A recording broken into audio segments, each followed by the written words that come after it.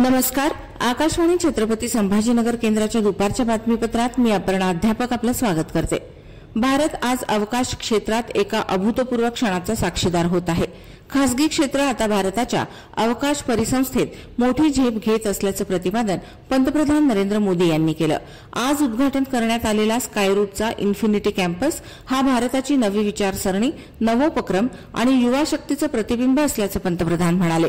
पंतप्रधानांनी दूरदृश्य प्रणालीच्या माध्यमातून भारतीय अंतराळ स्टार्टअप स्कायरूटच्या इन्फिनिटी कॅम्पसचं उद्घाटन आणि स्कायरूटच्या पहिल्या ऑर्बिटल रॉकेट विक्रम 1चं आज अनावरण केलं. त्याप्रसंगी ते बोलत होते. स्कायरूट का इन्फिनिटी कैंपस भारत की नई सोच, इनोवेशन और सबसे बड़ी बात यूथ पावर का प्रतिबिंब है.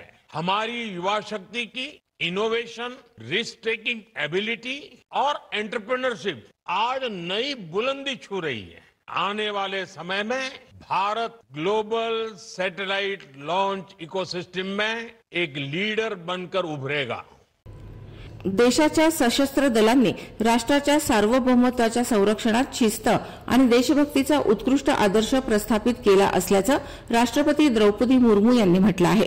नवी दिल्लीत आयोजित चाणक्य संरक्षण संवाद 2025 या परिषदेला राष्ट्रपतींनी आज संबोधित केलं. प्रत्येक सुरक्षा आव्हानात सशस्त्र दलांनी दृढ निश्चय दाखवला आहे. अलीकडील ऑपरेशन सिंदूरच्या यशानं देशाच्या दहशतवाद विरोधी धोरणात एक महत्वाचा टप्पा गाठल्याचं राष्ट्रपती म्हणाल्या.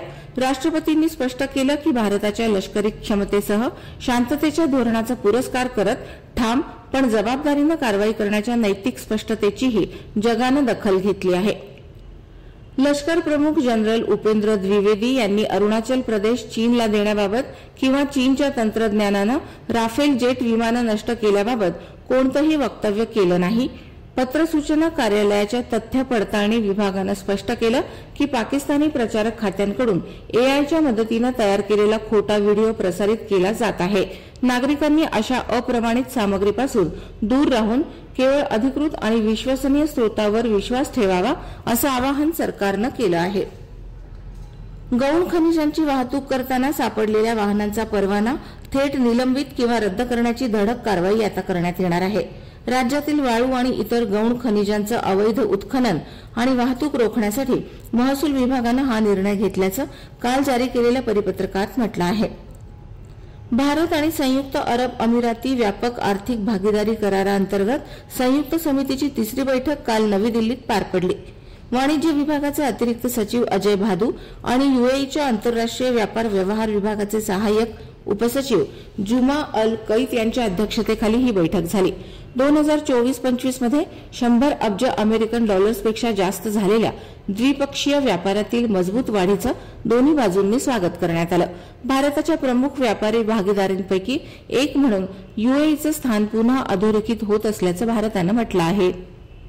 2025-26 मध्ये भारताची अर्थव्यवस्था 6.6% दरानं वाढेल असा अंदाज आंतरराष्ट्रीय नाणेनिधीनं व्यक्त केला आहे. अमेरिकेनं लावलेल्या 50% शुल्काच्या प्रतिकूल परिणामांना वस्तू आणि सेवा करातील सुधारणा कमी करण्यात मदत करतील असंही IMFनं नमूद केलं आहे.